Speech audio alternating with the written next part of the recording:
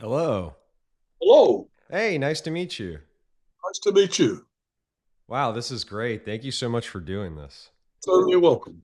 Absolutely. Yeah, basically, I just wanted to say I'm a big fan of a couple of your books, and I just wanted to ask you a few questions about them. And Sounds like a plan. Well, thank you very much. I'm retired now, so um, I don't have a captive audience, so it's nice to have someone to share whatever wisdom I have to share. Yes, good to meet you. Yeah, you're in San Francisco? I'm in Austin, Texas. Austin, Texas. Okay, Yeah. okay.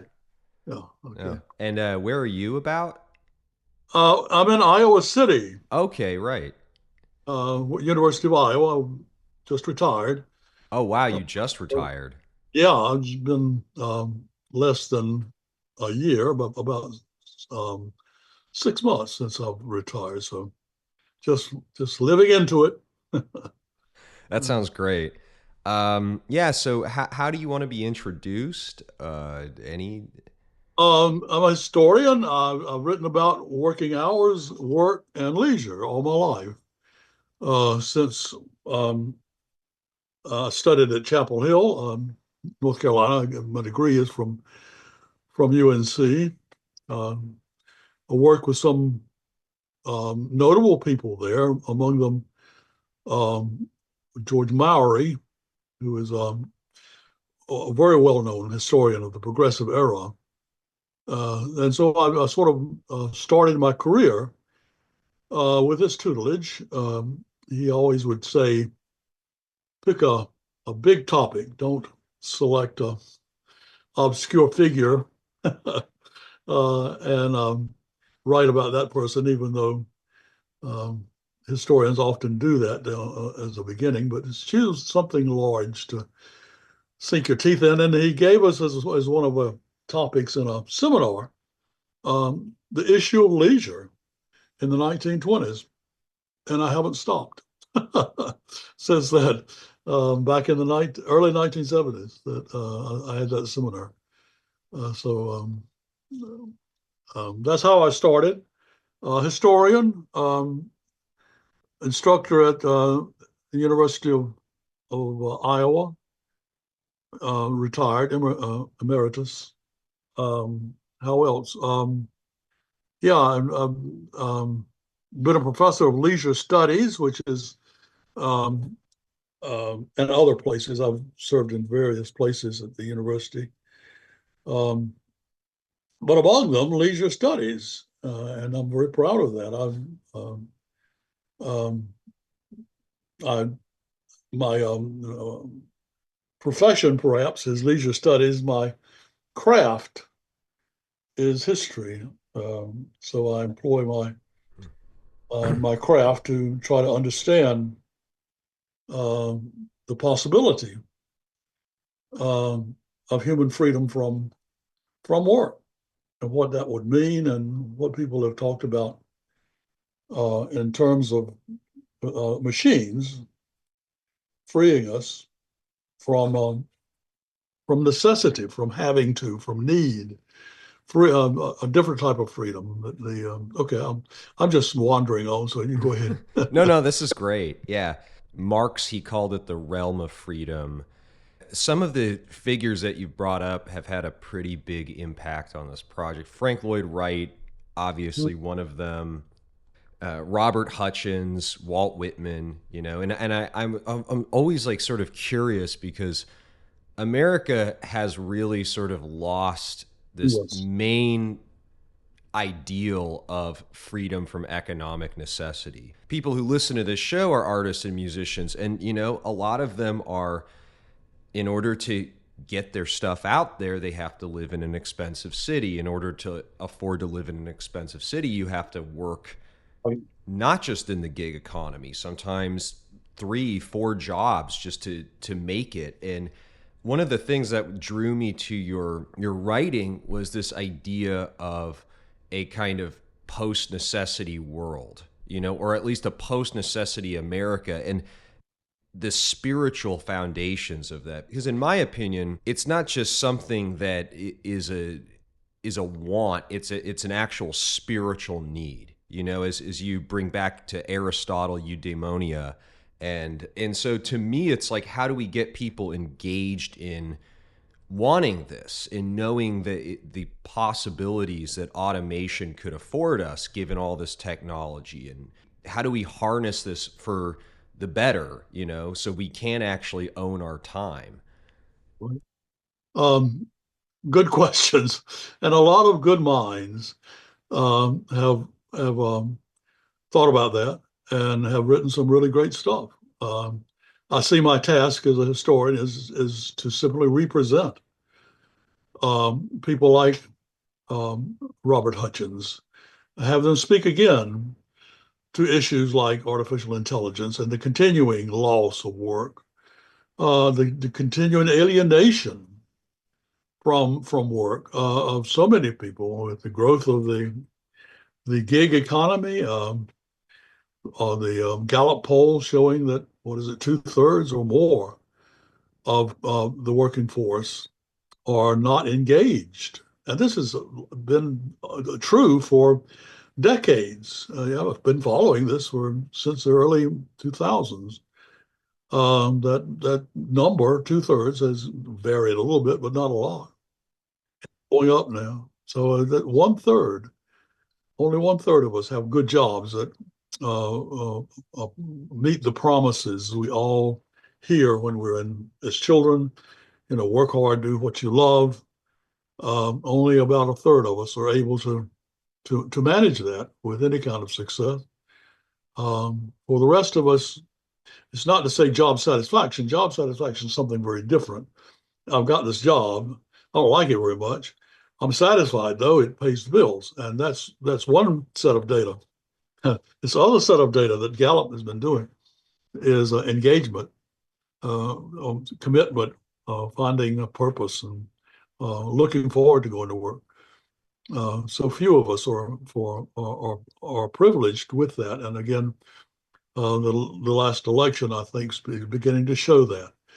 Or well, we've been seeing it perhaps going back to the 90s, and Gingrich came along with the Tea Party. We saw that the division that Andre Gortz and so many other people have written about between those of us with good jobs, with educations, and the majority without.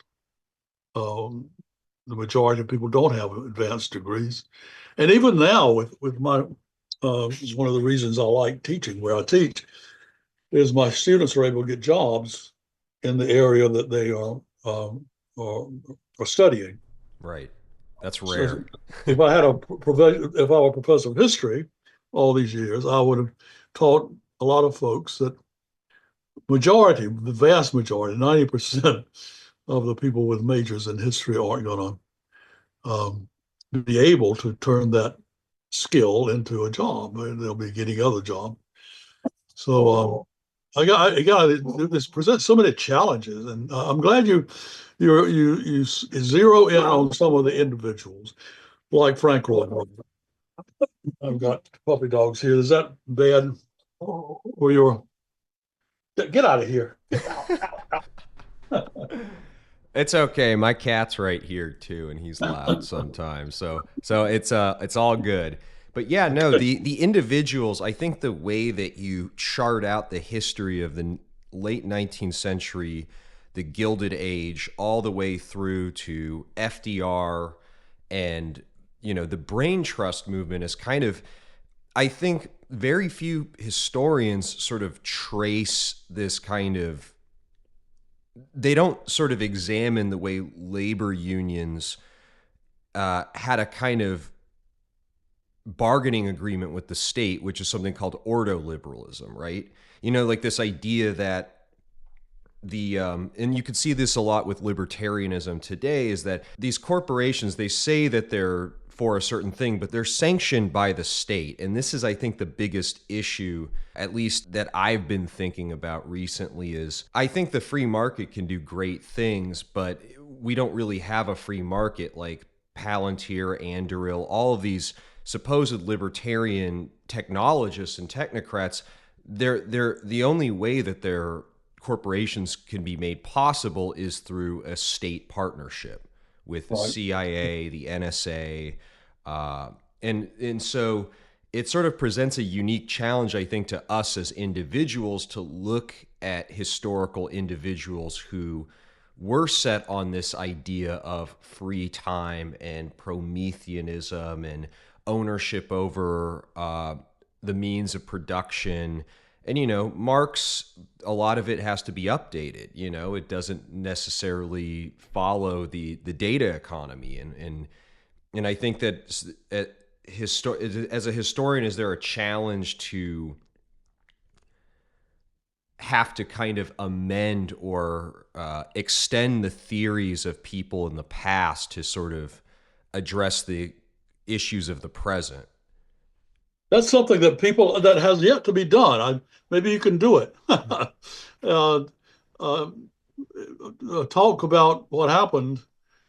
Um, I told my grandson that I was going to write something, perhaps, about how Trump's election is a manifestation of Karl Marx's theories about class conflict, Right. except a different class war is going on. It's not between the owners and labor. It's between the privileged elite and blue collar people who feel alienated, estranged, not by the plutocrats, but by this class of people that the plutocrats have been able to demonize and hold up as the enemy, a common enemy.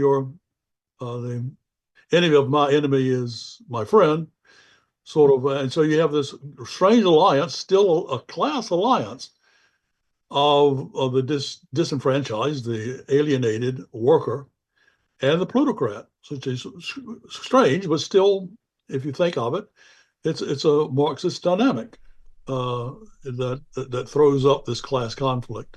I think that to extend the analysis and that Marx's idea about a counter-revolution fits, and Lenin, I suppose, fits very well into this because you're going to have the coalition put together uh, a fray real quick between the plutocrat and the disenfranchised worker. Right. Uh, that's not going to last long, not at all. And so it's interesting times. I'm not going to write that article. My grandson said, "Prepare yourselves for some hate mail and death Yeah. threats if you put that out." It's So not. so yeah. No, it's hard to convince people of some of these things. Well, it's clear. It's Yeah. Marx, his idea of class is still convincing in a lot of ways. Well, um, No, that's I really sort of interesting. Sorry. I do think, as I say, my old professor George Mowry, look him up. No one knows him, but he is worth knowing.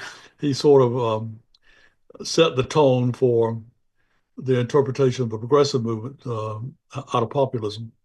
Um, Theodore Roosevelt is his masterpiece, the era of Theodore Roosevelt. But again, he's telling us to choose a big topic and work. What happened to the work ethic at the turn of the century? And one of my heroes that got me on this path is a guy named Daniel Rogers. The work ethic in the industrial era. I can't remember the title of his book, but he writes about the crisis of work at the turn of the 20th century. The old supports of the work ethic, autonomy, social mobility, community, status, respect, creativity, or several more. The heart of the work ethic it supports were destroyed by the coming of automation, with the assembly line, with the coming of mid-level management and Frederick Taylor. Frederick Taylor saw this. He saw the rise of boring jobs and the de-skilling, the word historians have been using for a long time was de-skilling. He saw this, Frederick Taylor, scientific manager, the father of French. He saw that and said several times in his writings that craftsmanship is will needs to be recovered in free time and hobbies. Craftsmanship is no longer going to be part of industrial work because the machine is here and there's no going by. And so he sees in shorter hours the redemption of the work ethic, the supports of the work ethic, as these characteristics, these positive characteristics, flow from work into free time, and people voluntarily, on their own, begin to actually live into these skills, do them for themselves, acquire them outside of work for their own sake. A lot of people, and that was one of what Daniel Rogers says, the crisis of work at the turn of the 20th century. Um, Most people, he says, Daniel Rogers says, most people turn to free time to restore what work had been losing to the machine. But there was another very important group who wanted to reform work. Save the title of the book that I hope I'll be able to finish before I die is Saving Work, a Failing Faith. We have systematically tried, we began the process, the first decade of the 20th century, trying to save work. The psychologists tried to, give tests to find jobs that were appropriate, aptitude tests, and try to adjust work so that it retains those characteristics, those positive traits that were at the heart of the work ethic in the 19th century. The 19th century, of course, being the time that the work ethic begins to spread more than just the bourgeoisie. It's spreading more and more into the working classes. Anyway, in there's this attempt to recover, to save work. Work is again challenged with the 1920s, with the coming of overproduction, and then the Great Depression with the coming of unemployment. The machine continues to threaten to take away jobs. The response is from labor, let's shorten the hours, 5-day week. Organized labor, the progressive shortening of the hours of labor is what um, um, the AFL pushed for all through the 1920s. It's not just 40 hours, And both but Democrats and Republicans were pushing for this too. absolutely, Yeah, Hoover. Hoover. Yeah, yeah. When the Depression, I lived 10 miles from Herbert Hoover's birthplace. We go over there and walk a lot. And I've been using his papers for years and years. So I know a lot about Herbert Hoover. And part of his response to the Great Depression, unemployment. It was consumerism in the 1920s, overproduction. What are we going to do? And business turned against the threat of leisure, trying again to save work against this threat of progressive shortening of the hours of labor. Consumerism is born. We'll give people new things to buy they've never seen before in a perpetual process that will expand the economy, that will expand human need infinitely. The title of my first book is Work Without End. A new idea, and people who are like Frank Lloyd Wright, Hutchins saw it as something brand new, as an idea never tried before, an extraordinary idea of playing God to recreate the human animal by recreating the needs perpetually. Recreate. That's Ingalls.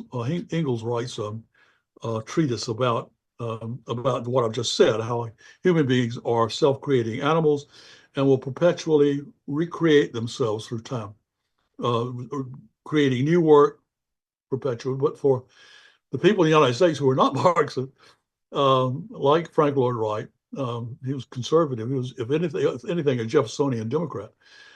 Um, he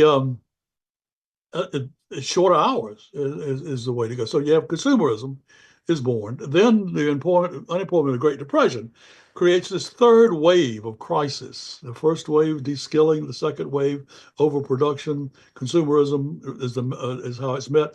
The third wave is unemployment. Beginning, of course, you know the story of how Hoover responds with Share to Work. It's a voluntary program, business voluntarism, but he organizes business. He brings a guy named Teagle into as an advisor, and he and a guy named Doak, his Secretary of Labor, um, William Doak, they both organized this Share the Work plan voluntarily, and one of the premier responses was people like W.K. Kellogg at Battle Creek, Yeah. who went down 6 hours. He's responding to this business voluntarism and the optimism. There's a good deal of optimism.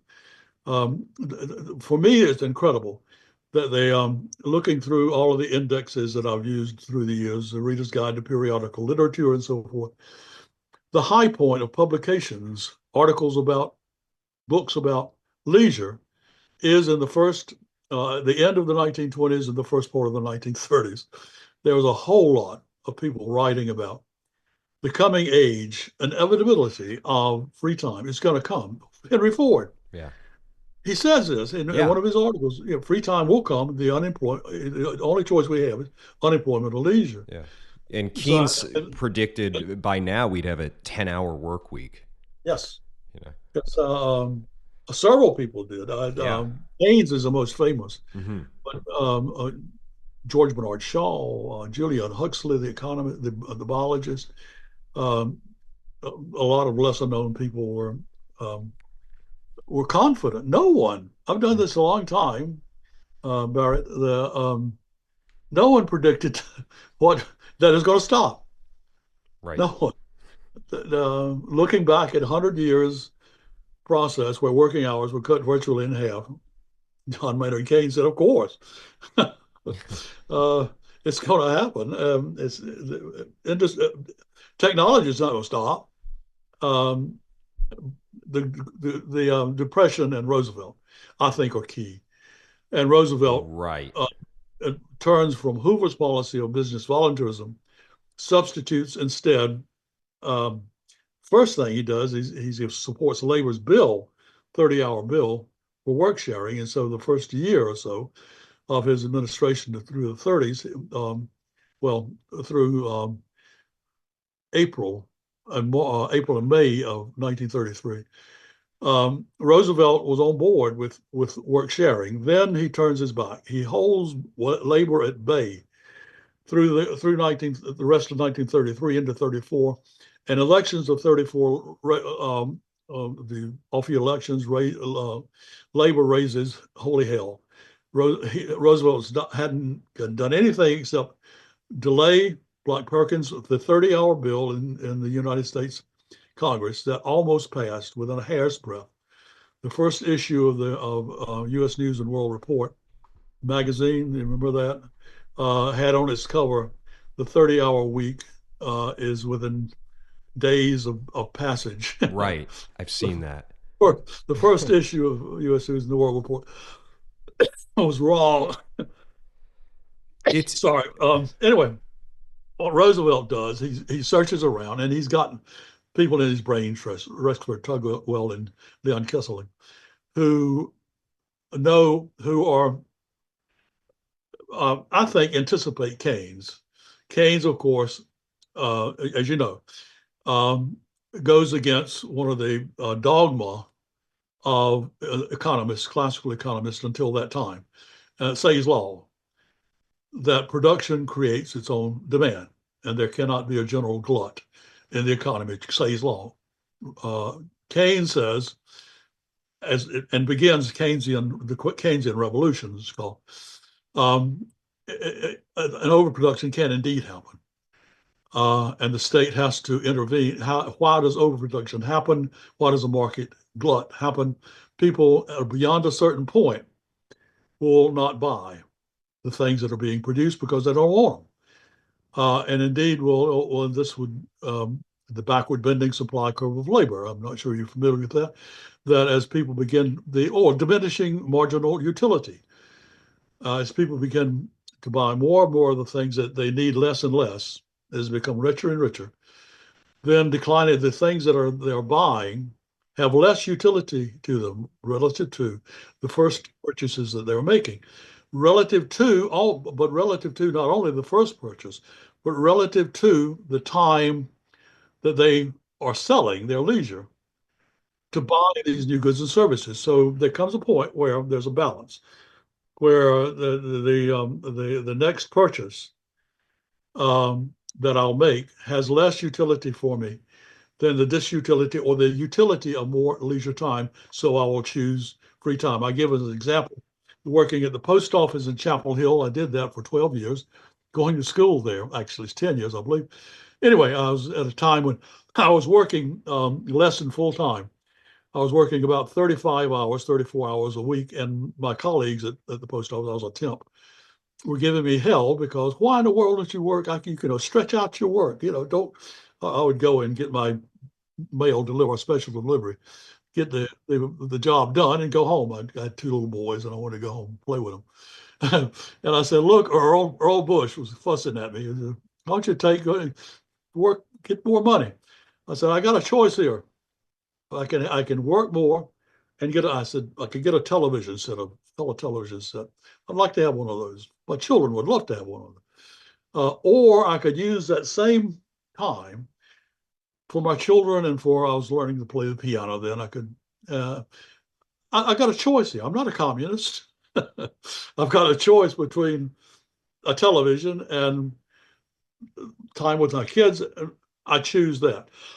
It's a free market choice available to all of us. And so many people around even without John Kenneth Galbraith writes about the decline of working hours in terms of declining utility vis-a-vis the utility of free time, the usefulness, the value of free time, and that gradually people, as they were getting more goods and services, will turn more and more to buying or choosing their leisure. The income effect would be Right. greater if you use So the so language. what so what consumers need to also kind of realize is that free time is a type of commodity value, and you're sort of like you have to kind of buy your free time or earn your free time. I think about something in even dating back to Holderlin's Hyperion. This idea of like in Holderlin, he's writing to his love interest, and he talks about sort of like the beauty of the world, and he's like wants to be sort of enraptured in the beauty of the world, and he doesn't care about the problems or the strife that exists in the world. His Diotima says you have to be worthy of your heaven. And I think that's sort of kind of historically true across the board. And consumption and consumerism is a really interesting thing because an argument that I've heard is that we don't have owned commodities anymore. We have rented commodities because of things like planned obsolescence, lack of right to repair. And I think, when you talk about these Kieserling, for example, his whole thing was just let's ramp up economic demand by increasing government spending. Exactly. And that, I think, has led to a lot of problems. And I know the FDR administration is wildly historically popular, but you, I think, present a really fascinating case that this kind of interventionist, ordo-liberal sort of social democracy model that they had been using was kind of, I don't want to say it's a mistake because of the Great Depression. When speaking to my grandfather, he was a big FDR fan, even though he called himself an FDR Republican because he believed in government spending because poverty it alleviated him out of when he was growing up. So, but these things, they have a trickle down effect, and it's sort of interesting to see not an alternative history of that, but I think a more accurate one. I do too. I think that's a story that's been forgotten. I didn't write so much as to critique Roosevelt as just to explain why the hell where we are. Why is it that the go and it's a Republican? It's bipartisan. It's not. What did what in the middle of COVID? What did Trump do? He essentially, well, one of the images of the cartoon images from the Great Depression is of a great big transport plane, and Roosevelt in the belly of it shoveling out money as it flies over the United States. That's what Trump did. He sent uh, out stimulus checks. Exactly. So it's not Roosevelt only Democrats or liberal. It's as much a Republican. A Republican during Republican administrations, the debt usually gets higher than it is with and it will happen again. God knows what will happen if Musk and his cohorts do in fact cut federal spending by any considerable amount. Unemployment will skyrocket. Where the jobs are, or where are the jobs?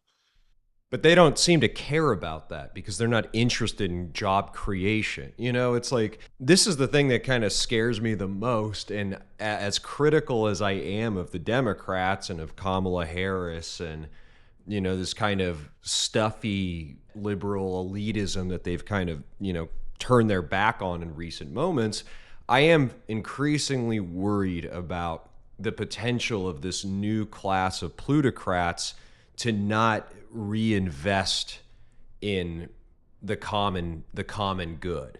I can't agree with you more. They're so alienated from labor practices and also cultural practices.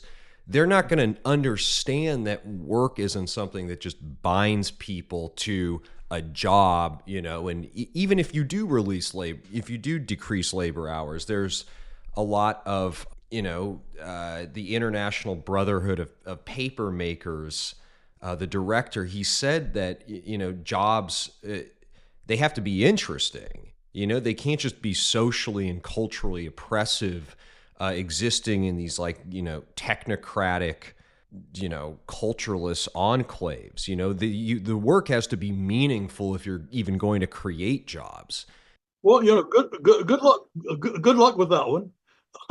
uh, I've had a lot of Joe jobs and um, shit on them. They work that sort of work, and increasingly more jobs are those that you watch the clock. And my image is working in the post office. My life was dripping out of my fingers uh, as I was sorting mail, junk mail at 4 o'clock in the morning. It's terrible. So those jobs need to be sourced out. And with AI is absolutely incredible. I It's agree. it's going to do to white collars what the assembly line did to the blue collar. Have you tried it at all, Barrett? Amazing. So I'm a musician and I can't play the drums. I'm a guitar player. And so one of the things that I do is I use AI to actually make drum patterns for me to play over.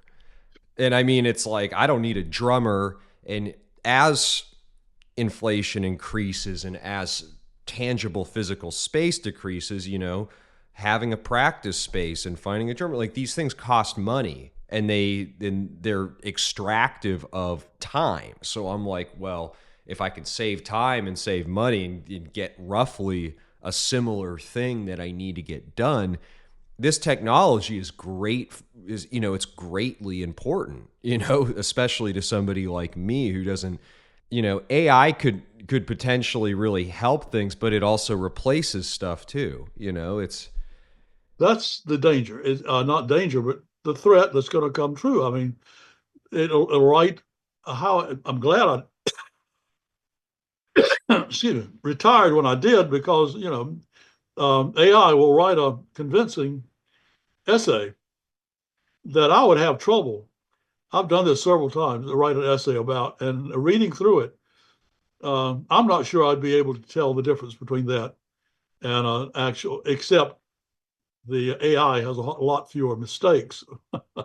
Well, what my students should do is, if I were a student, put on several mistakes. And uh, anyway, the idea that Tugwell's idea, we have to um, save work by restoring the creativity, the challenge, the status, um, the skills that work once had. We got to restore that. How are we going to do that?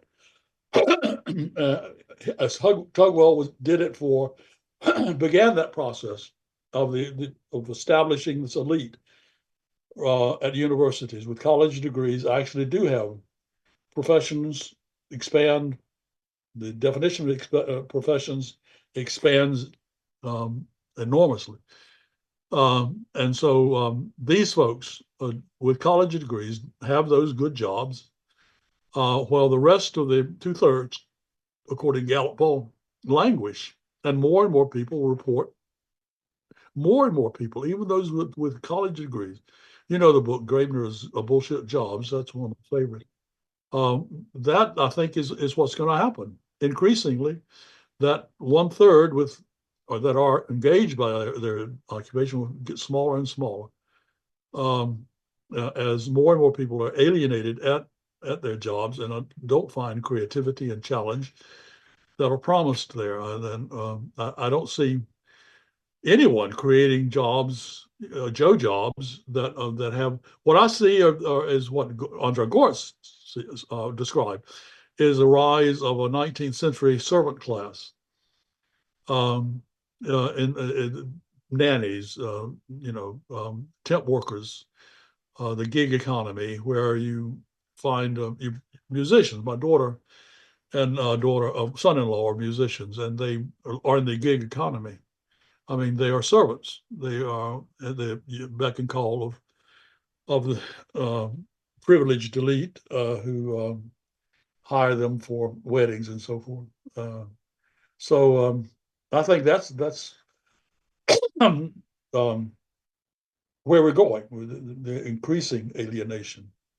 It's a different kind of alienation that Marx described. Yeah, that different kind of alienation, I think, it's it's it's a really sort of interesting time, and I think about this because this kind of alienation is literally, you're facing a physical divide between human creativity, which has a history of, it's experience driven. It's driven by, suffering, pleasure, life, culture. And then you have the thing that's replacing it, which is machines. And so, one of the things that I think could potentially happen is we see a new arts and crafts movement boom out of this kind of maybe something that William Morris or Wright had, envisioned. But the problem is that people, there has to be at least a kind of correlation between the machines doing the jobs that we don't need anymore and providing the abundance in order to do these things, in order to have a creative or a cultural craft or folk art renaissance. And actually, sort of one of the things I'm most interested in is how do we have a expansive and holistic American culture again, you know? Well, there are a number of options out there that you're familiar with, I'm sure. A guaranteed annual income is one of the things. That doesn't appeal to me as much as what I try to describe in my latest book, The Age of Experiences. What is it? Harnessing Happiness to Build a New Economy. I think that is a more lively option, the one that I think is more liable to happen. Annual income is a far-fetched, in given our politics, as of now at least.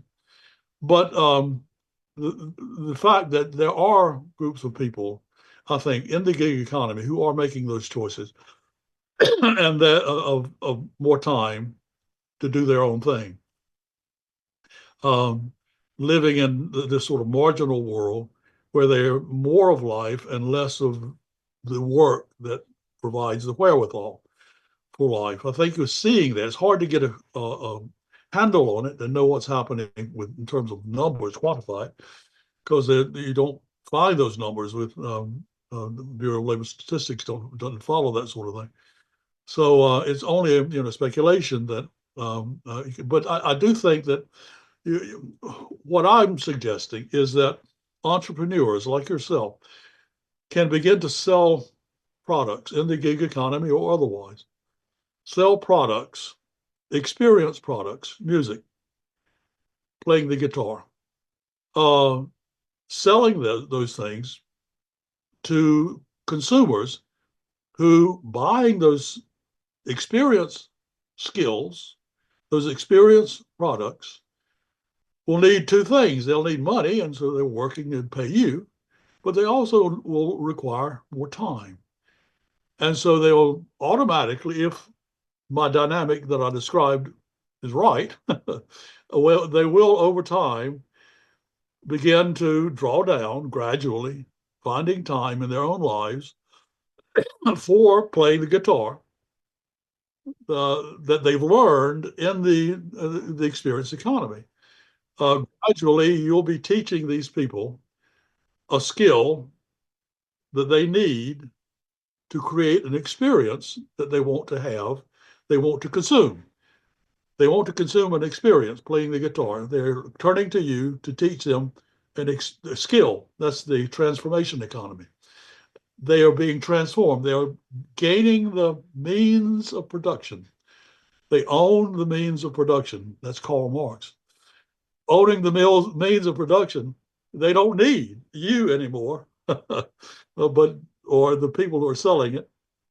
Um, they're this gradual process of owning the means of production, producing having the skills, which is essential.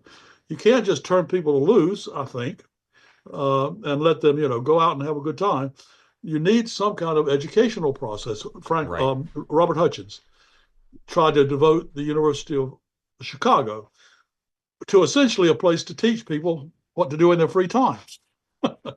Uh, That's what he envisioned for the liberal arts, but that just became exactly. another, bureaucracy of Well, superfluous language production and, sort of this kind of like bubble of the information worker was largely right. created through That was in these the arts process. institutions. That's good. I haven't thought about that, but what he was up against was this new elite uh, by saying, we've got to turn to give birth to this age of leisure that's bound to come, and we need to use the liberal arts, teaching people not to work, but how to live freely. Those arts that are necessary for life. And Hutchins goes back. He's very influenced by the Greeks and the Greek ideal of leisure, and he uses images again and again, talking about the Greek leisure, the ideal. Was not democratic. It depended on slaves and women being slaves. It's not working in a democracy, but what we have, he called again and again, machine slaves. The machine will take the place of the slave in the Greek era so that we can be inheritors of that Greek ideal of liberal arts, of finding community, the polis, the place where we gather, the skills that we need to gather. We learn them through the liberal arts. We practice them in our culture in various places. And he, of course, the Encyclopedia Britannica was part of his deal. The great books of the Western world, part of his deal. But anyway, that's my solution. But my hope, my best hope, is that people like yourself are able to sell experiences. That's where the economy seems to be going. People are buying more and more experiences, but sell those experiences that deliver community, that deliver challenge, that provide for a sharing, best of all community. Let's stay with that. The Gemeinschaft, the small community where people. What examples? My examples I use in my book are my wife is part of a knitting club that's held at a local yarn shop. The proprietor there is selling her products, but she's making it possible for people to come there, forming a little group, a little community within that commercial establishment. And she, the owner of the yarn shop, is part of the group, of course. And there's this little community, these micro communities established within within the business world, within the economy, that are as able to, you see my puppet dog, that are able to number one, provide the experience that people like, and number two, sell the transformations that people need, so that they have the skills and they can do it themselves. More and more, you are looking for them. My other example is my wife and I love to ballroom dance. We took lessons and we got these skills. We own these skills, but we still have to pay part of an economy, rent a hall over at the Eagles Club, the American Legion people, and rent the band and so forth.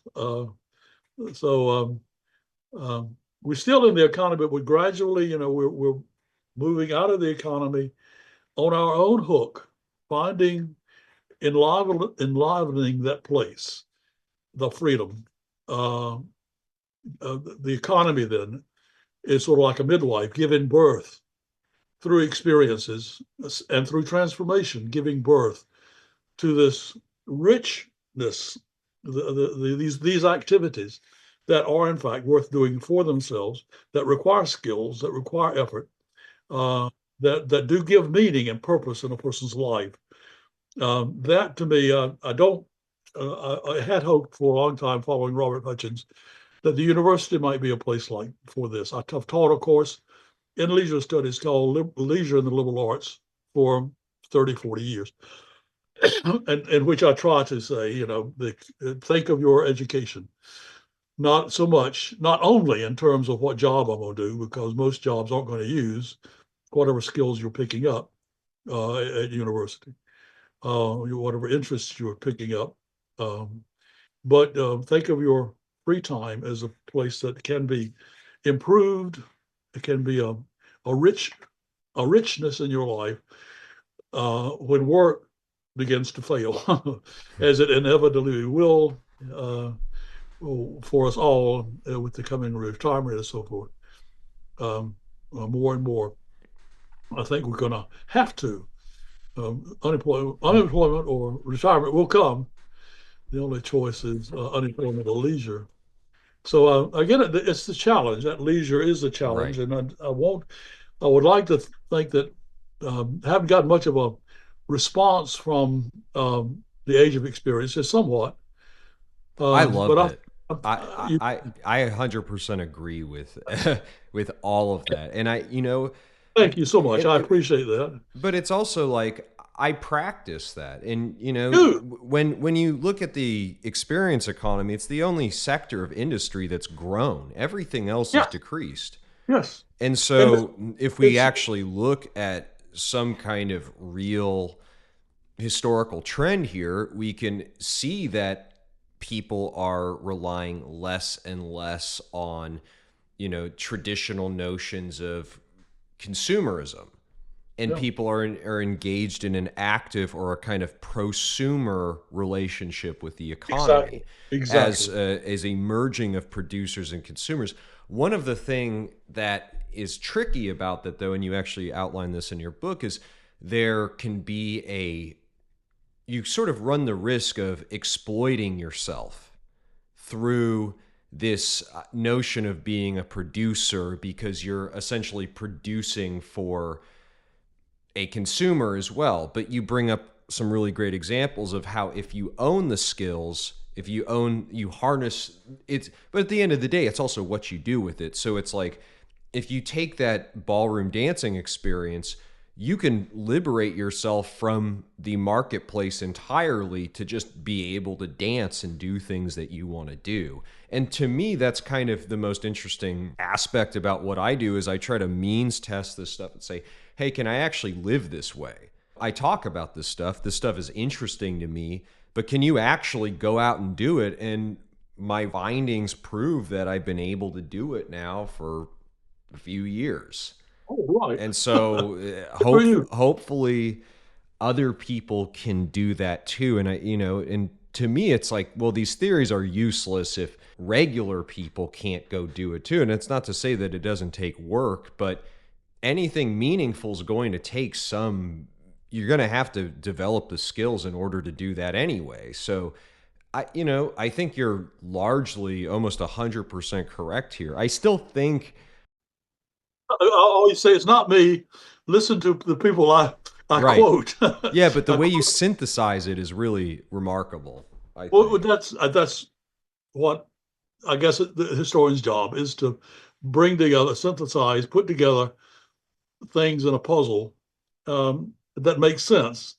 And I don't think I think it's not my invention, but it's a real story, something that really happened. I'm that much of an optimistic follower of Ronke, the historicist, that it's not just a happen so, but that there's a coherence, a natural coherence to this story that is not a figment of my imagination at all, but it did actually happen. One of the things that I hope I'm able to write about with a history of work is to show again the spiritual impoverishment that we experience now, the lack of I see your cat, the lack of contact. Is that a Maine Coon? Oh no, no, it's he's a tabby. Okay. Um, the lack of appreciation, experience of the great mystery that is at the heart of all of our being, that which is beyond our humanity, that transcendent reality we don't make ourselves. We are thrown into this world, we're thrown into a death that we don't understand and we can't control. The idea that I can create my own world, my own meaning, um, um, I think it's a dead end, at least. But anyway, one of the things that I'd like to continue to write about is what else can I say? But religious origins of some of these ideas about leisure. Um, Jonathan Edwards, you perhaps will remember this from Free Time, Right. The Age of Experience. And Jonathan Edwards um, and the people around him, the Christians around him, sort of gave rise to the American idea of progress. Uh, that we can, in fact, improve our lives, and not only improve our lives by making machines that ease our work, but also make machines that will liberate us for better things. And for, of course, Jonathan Edwards, it's for the spiritual side of our being that needs to be cultivated and improved. The post millennial vision is what I'd like to um, to talk to write about, and in some ways, sort of take whatever part I can in some of the discussions now about religion, specifically Christianity, and premillennialism is dominant now among the evangelicals. That Christ will come all of a sudden and surprise the hell out of everybody.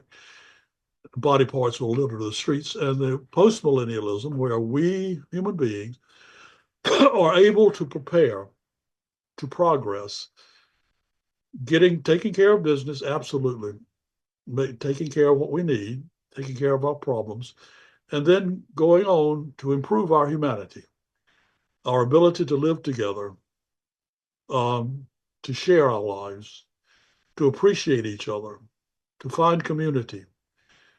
And dare I say it, for Jonathan Edwards, the word is love. That is the great um, underlying message of Christianity is the possibility of love, of caring for, self-sacrifice, of giving of oneself, and the putting of other people first. That idea coming from the Christian world, which of course, as Reinhold Niebuhr, the other Niebuhr, what's his name? his Richard Niebuhr writes about this um, kingdom of God in America. Mm. He says that that idea of millennialism predated and set the tone for the American dream, which is advancing humanity, progress, the American dream progress, not just material progress, but progress in our humanity. Right. Uh, and that the origins of that vision go back to the Christian heritage that we had from colonial days. And I follow that. You can't really ignore Christianity and write American history. It ain't no way possible. And that connection, um, not Christianity. Also, I mean, Judaism recognizes the Sabbath as well. Right. It was the Sabbateans who actually were some of the initial uh, labor and free time advocates. And this is kind of the thing, you hear about like the Puritan work ethic, the Protestant work ethic. Well, Jonathan Edwards was a Puritan, and in many ways that I don't think you can just sort of, and this is another historical maxim or just people take as a given, as a set of priors that the Protestants were sort of the founders of this kind of, work as a means in and of itself. I think it begins there. I really do. But again, it's embedded in Christianity. The Protestant work has always Protestant. Embedded in Christianity, it has built into it a teleological and eschatological vision. And that is when man works no more. Work is a means to an end. It's not, it's only in the 19th century, and then more so in the 20th century, that the religious props supports the religious insights, the insights about love, our spiritual nature, how those are removed from the Protestant work ethic, and the work ethic becomes thoroughly secularized by the 20th century. The God talk is virtually gone. Well, you do hear it occasionally, but it's only from the far right. For the most part, it is a secular work ethic. It is a spirit of capitalism, Protestant ethic, spirit of capitalism. That's why the book that I'm trying to write is Saving Work of Failing Faith. That this new work ethic is a religion, a crypto religion, not recognizing itself as a religion, but yet it has a belief system that is essentially Protestant without the God talk. Human beings are substituted for God in this new work religion. So that's part of my argument that we've lost that spiritual foundation of the work ethic and what it now is thoroughly secularized. And we've lost also this eschatological vision that work has some sort of telos, some sort of outcome. And some great theologians write about this. And again, I'm trying to represent them: Karl Barth, Jacques Ellul. Both of them write about work being a crypto religion, a modern religion, uh, the modern rival to traditional faiths. And as such, my argument is that it's profoundly unsatisfying. It's not going to work. The new religion of work is not going to work in the same way that traditional religion, Judaism, Islam, I have always worked as an agent that holds people together. I mean, look at what's happening now in politics. Work is not something that binds people together, it's dividing. Um, it doesn't give a sense of purpose, of meaning, other than more work for more work. Um, what did Bart uses a phrase that I can never remember, certain a certain ambiguity. That this idea that I work, why am I working? Well, I'm working for more work. Um, to us, we don't think about that, but once you sort of put it in that fashion, the reward for work is more work. It becomes crazy. We had a class of students. I had 12 students, graduate students from Saudi Arabia that came over to Iowa and studied with us for a couple of years. We hung out with them, taught classes for them, and they one of the things that they I heard several times, um, that they was surprised that the successful among us, deans and so forth, those are the people that are given more work, have more more work to do. So that's crazy. In our country, in traditional societies, the people that have made it are successful. Those are the people that are able to take it easy and let other people do their work for them. But we sort of have got it the other way, that somehow or another we bought into the squirrel cage. There's no telos. Yeah. It's a grind culture, hustle culture. You see a lot of, videos on social media and YouTube. If you grind for this, you can get XYZ thing. You'll see some guy with like a bunch of muscles and, with a Lamborghini, and he'll tell you that if you just keep working, you rise and grind, you can get this. And I think people buy into that as a form of false salvation. The thing that I want to work for is my ability to just go, grill some hot dogs, outside on a nice autumn day.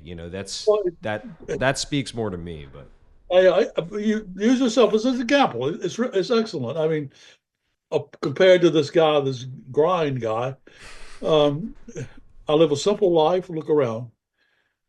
I don't need much. I need a lot to help my children out. Whatever fortune I managed to acquire over these last 50 years at the university, I'm giving away to my children. But simplicity, a simple life. Uh, the richness is in the experiences of my life. The appreciation of being able to, during happy hour, my 2 shots of bourbon whiskey, sitting with my wife and my puppy dogs, looking at the fall for an hour and a half. That to me is what it's about. It's who needs a grind? The reward is the people around me, the times that I have with, or your music, your ability to play. We sing in the choir, and for me, that's as good as it gets. I don't need I drive an old car. Who needs bigger house? Who needs? I need music. it literally, if I don't sing, and I was sick for a while, and we didn't go to choir, and I languished. I was more of a wretched individual than I usually am. Uh, a miserable old guy, a miserable old fart. But and because of music, and the first music we were singing, I told Francine, my wife, that it was like a tonic, like a refreshment that it refreshed my soul. Same thing with walking. We walk as another of our recreations that if we don't walk, I miss it. That time we spend with our dogs, the time for itself in the natural world, looking at the trees and feeling the wind, feeling my own body as I'm walking. Um, the taste for that, we got thinking we can educate by example or more deliberately. for me, I would hope that by holding up people like who Frank Lloyd Wright, um, the joy. Look around me. You see, I did this room. Uh, it was a garage, and I started to fix a leak back over there in the garage, and I didn't stop until I completely refurbished. That skill of building, it's wonderful. I learned a learning curve when you're building things. Um, Frank Lloyd Wright, you we can do it. Ordinary people, we should be teaching people Right. these simple skills of say carpentry for those of us who love that sort of thing. Teaching, giving us that freedom to actually, he Frank Lloyd Wright thought that we all have this instinct that is satisfied only by this building instinct, like birds building a nest. Only satisfied, only the greatest pleasure is this building our own place. There's something to that. Is that there's an activity, you're producing something of worth, but yet the act of producing is as valuable, is as much of a commodity as a finished product. Um, I call those sorts of activities intrinsically motivated productive consumption. Tried giving a nod to my economist friend. Um, but to realize that and find in, I mean, you don't have to be a woodworker or builder, a musician, the arts. My son Christopher is an artist, and he spends a good deal of his life painting. I think maybe I hope that's where we're headed. But we need examples that are to be unafraid, um, confident that the people that are advising us to waste our lives, that we're getting and spending, we lay waste our powers. I think that's Wordsworth. Um, our powers to be human. We've sold them for work without end. I love Uh, what Walt Whitman said. He said, like something to the effect that if you share your freedom, freedom is something that you can grow. It's something yeah, you can extend to other people by setting an example of freedom within yourself. And that's something that I think a lot about in terms of, expressing these tools that we can potentially foster and have and show others like, hey, we can have these things too. I think when people live a little bit more modestly and they express, hey, I'm happy, that's a way of growing freedom also. That's a way of letting people know you don't have to be in, you know, London or Paris or New York City in order to have a happy, creative, fulfilling life, and I think that that's important too, yeah. The title of I guess one of his books, Specimen Days.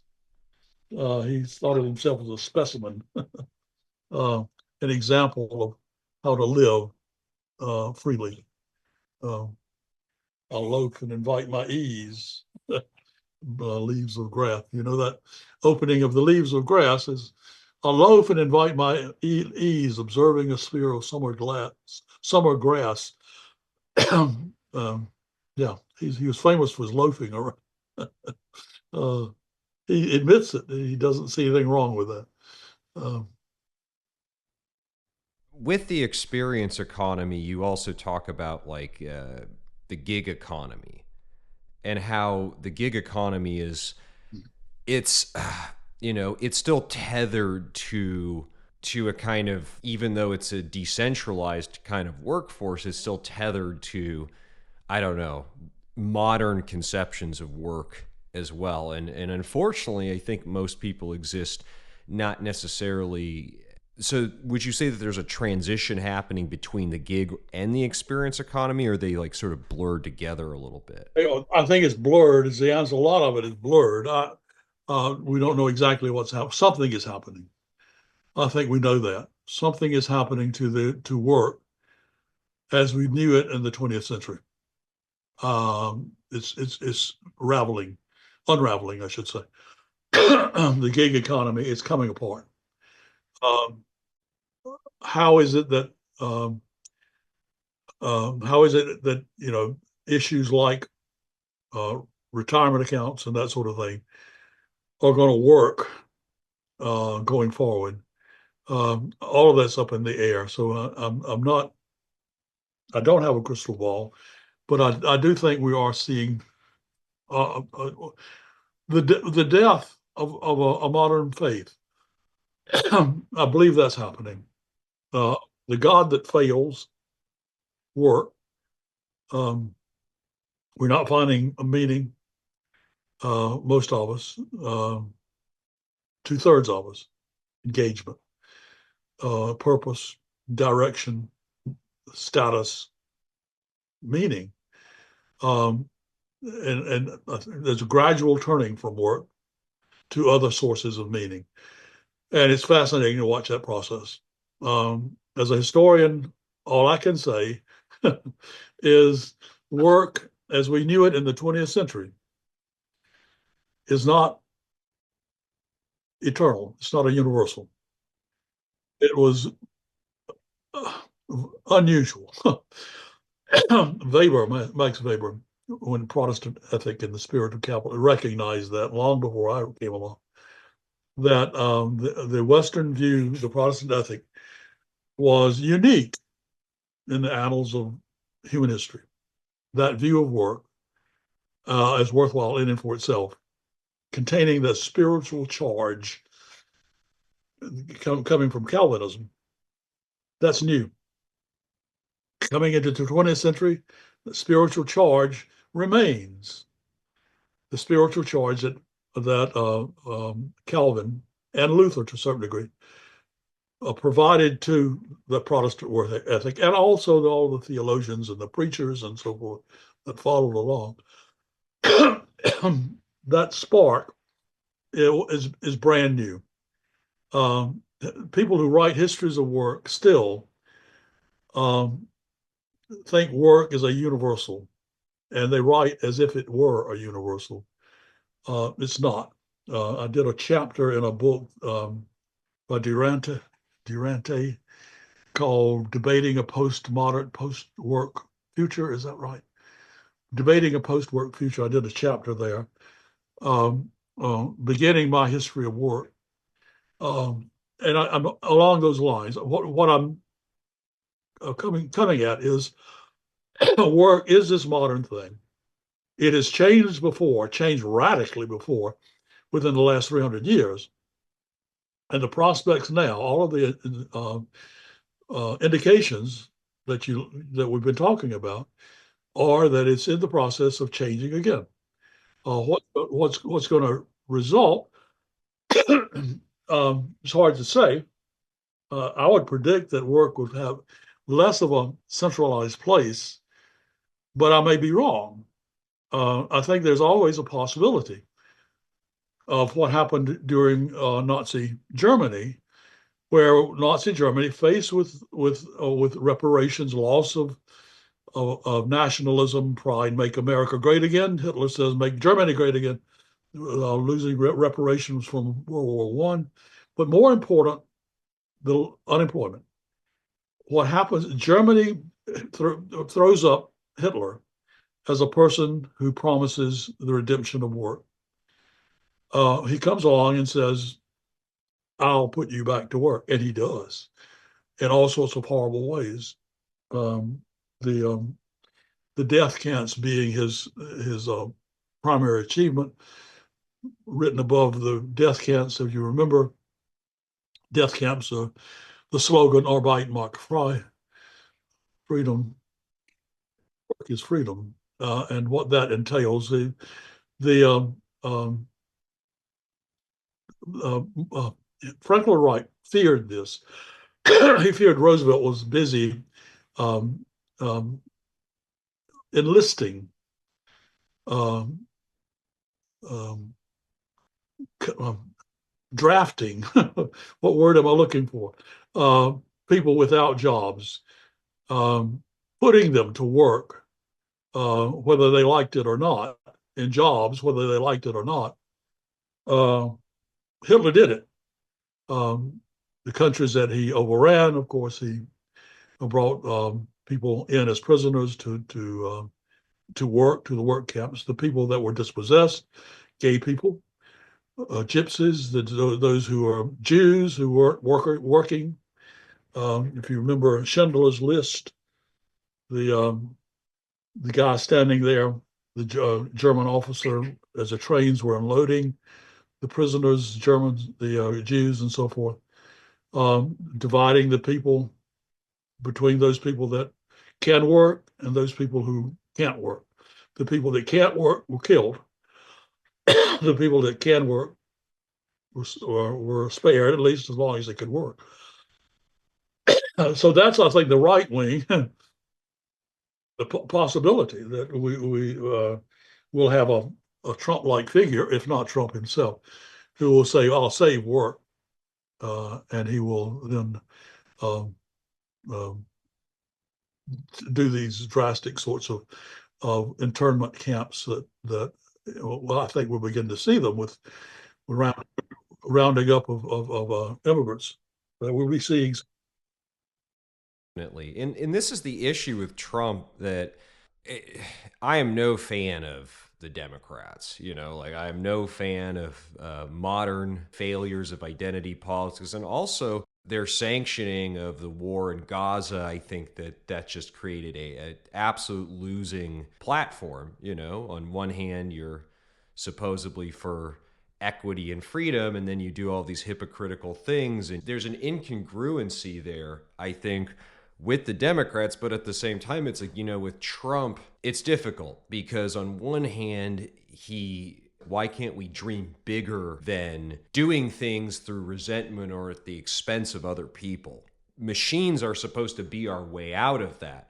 But I think the issue is that our technologists, people like Elon Musk, they're also embedded in the culture. They also share these same kind of views of resentment or expense of other people. And it's not to say we can't crack jokes, you know, and, you know, I think in a lot of ways the PC stuff went way too far. You know, as you talk about with Christianity, you still have to be loving towards other people. You know, Yeah, love is, you have this post Christian right from Nietzsche. It's just about pure domination. But as a species, if you look at the, even Charles Darwin said, you know, it's not the strongest species who lives the longest, it's the ones that cooperate the best. I share some of your views. I certainly fear Donald Trump because he's essentially a madman, in my estimation. But I do share Frank Lloyd Wright's Jeffersonian democracy. Right, I do too. Government that governs best governs least. And the way in which government has expanded, for the most part, is in the attempt to save work, to provide full-time, full employment. That's why we are trillions and trillions of dollars in debt. If we're not in debt, the time would have fallen out of the economy. The economy has never, on its own, proven capable of transcending these cycles, the cycles that you mentioned. What's his name? Those long embedded cycles that your guy. Oh, conjunctive. Yeah, yes. With those cycles that are inevitable in free economies, unemployment is periodic. The economy is not able to sustain full-time and full employment. So government has stepped in to do that, and the result has been this intervention into the economy. It's not regulations that define liberalism. It's certainly part of it. What defines liberalism is the government intervention into the economy to assure full-time, full employment. For me, that is the primary liberal agenda, shared by Republicans, even though Republicans come at it a different way. Republicans criticize it. They don't have another solution Right. other than deficit spending when they get into office. But anyway, that is the primary intervention. And that's the reason that we have a larger government. What, one out of every six jobs in the United States Is a are federal. government jobs. Yeah. What's going to happen? if you do make inroads, and we talked about this before, um, the Republicans have no idea of the economic chaos that that making real significant changes and reductions in government, what that will mean. For me, that any of these overnight solutions are not going to work. Will require horrible disruptions, even a guaranteed annual income. I'm not sure how that would work.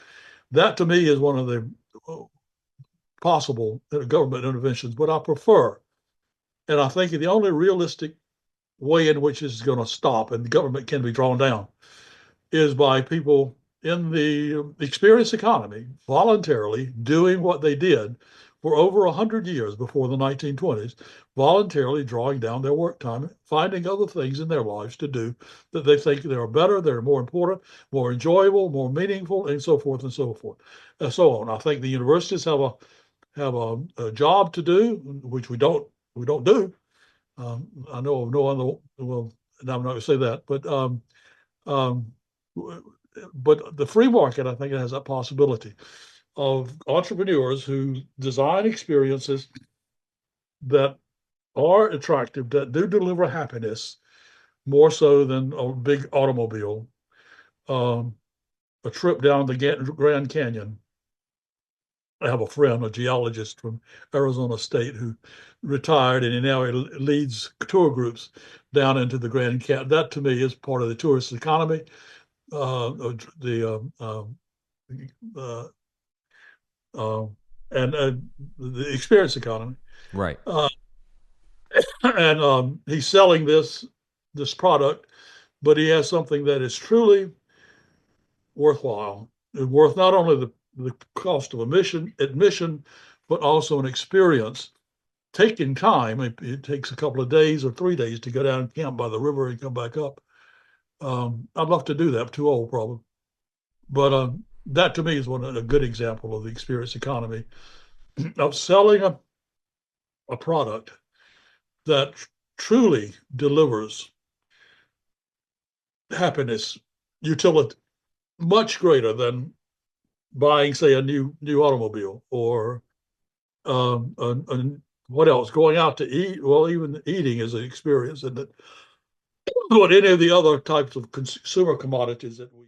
You brought up Cracker Barrel as an example, as a restaurant chain that was trying to put an emphasis on ambiance and experience, and actually your last book. I 100% agree with you. I think we're going to see a huge shift in the way we view production. And also, you bring up a really good point with the federal government. I mean, if you look at Marx's definition of the division of labor, if you base that off of productive habits, given that we've become more and more like prosumers, the blurring of the producer and the consumer has kind of, it's kind of taken shape. We're even as we participate, on a YouTube comment section, we're producing something as we're consuming it. That's kind of the issue with social media and the internet today, is it's become something where, are we producing? Are we consuming? But you bring up a good point about the federal government, because that is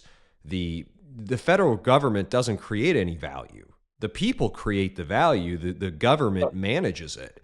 So if you want to talk about stuff like excess labor, or, shaving off the top end, who's doing that? It's the federal government. No, I think you're absolutely right. I think one of the reasons why regulation of ours finds so little traction in Congress, 1976 being an example, when who was it? Clean Gene McCarthy. He came to Iowa, Gene McCarthy, once. We had a conference, and uh, I got to take him to the airport, McCarthy. But he tried to amend Fair Labor Standards. No traction there because legislators, politicians, there's no future there. You can't tax free time. Uh, you can only tax those things that people buy and sell. And free time is not one of those things that are part of the marketplace, at least directly. You can't tax it.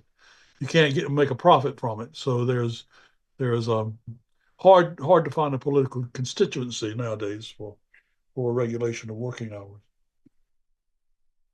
Right. I'm about out of voice here. We've been talking a hour and a half about my limit. That's a good place to end it.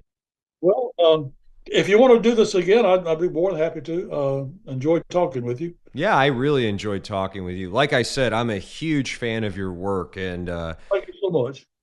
you would really be surprised at how many listeners have listened to the shows about your free time book. People got a lot out of it, so they're going to really look forward to hearing this. And, these are younger people, people in their 20s, artists, musicians. And, I think we can talk about, art historical stuff and a lot of the baggage that comes with that. But at the end of the day, if you're a creative person, if you want to find meaning in your life, you have to find it through the economy. We are all engaged with the economy, and it's about taking ourselves out of the economy and finding the tools to do that. I think will create a better culture for people in the end. Well, I think the motive there for people like you and maybe the people that listen to your program have is maybe the same thing, same motive, the same prideful opinion of themselves that Frank Lloyd Wright and Walt Whitman had. Walt Whitman thought himself as a unique genius. He had made no bones about it, as did Walt Whitman, as did Frank Lloyd Wright. He thought himself as a genius, but not in the traditional form.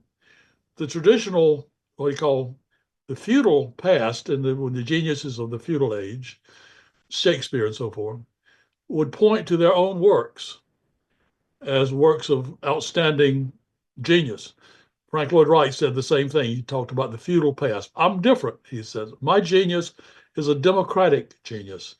My genius is to spawn, is to encourage, is to initiate the creativity, the genius of people who listen to what I say, who read my poems, who look at my architecture, to be inspired, not just to look at the buildings, but to see in the buildings the possibility of creativity, of their own personal liberation, of their own personal access to the things of the mind, to building a house, to writing poetry.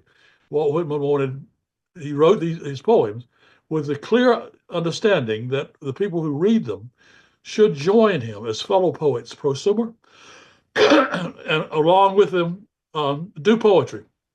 He thought all of us have in us.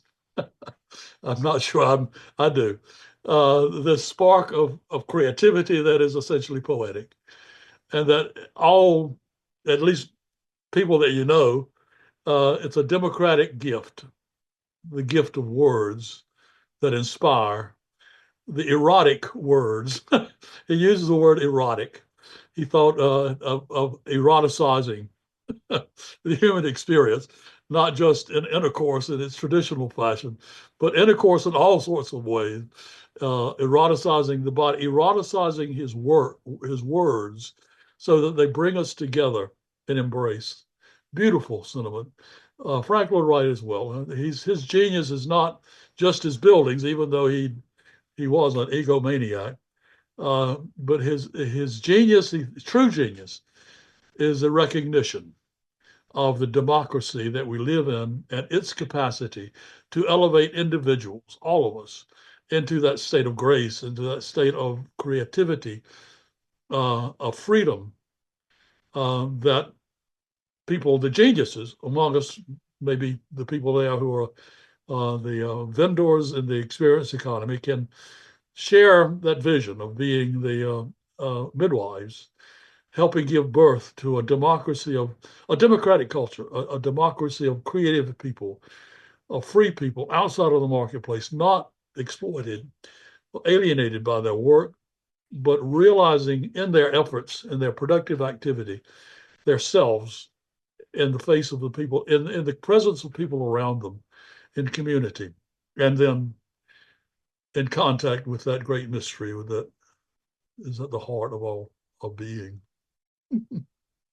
I said. That's great. That's a great place to end it. Well, Okay.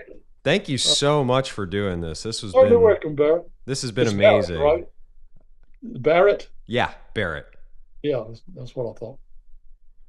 Yeah, you're certainly welcome. As I say, keep in touch Yeah, of anytime you course. want. Yeah. As I say, retired, and I'm trying to write some things, but we'll see. That's amazing. Well, I really look forward to it. And Do have a look at that the book with Durante's book, debating a post-work future. I believe it is that chapter that I did. hmm, I'm not sure you've seen it, but it's my beginning. It's the last thing that I think I'll probably be able to write is a history of work from the word go, and I make a start with that book, with that wow. chapter in that book. Okay, All right. Well, thank you so much. Have you're a welcome. great day. You too. Take Okay. care. All right. Thanks for reaching out.